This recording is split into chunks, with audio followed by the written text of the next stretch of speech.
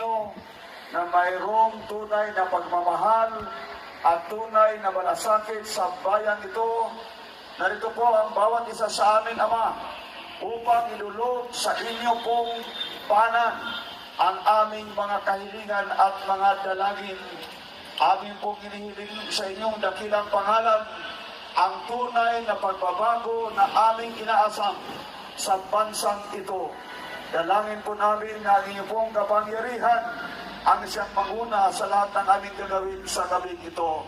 Dalangin din po namin, Ama, lahat ng mga kapatiran namin, mga Muslim, Kristiyano, anuman ang kanilang sektarin o paniniwala, kaming lahat ay nagkakaisa sa gabing ito.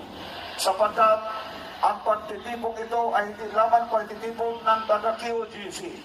Marami ngayon nandito, mga kapatiran naming mga Muslim, mga kapatiran namin na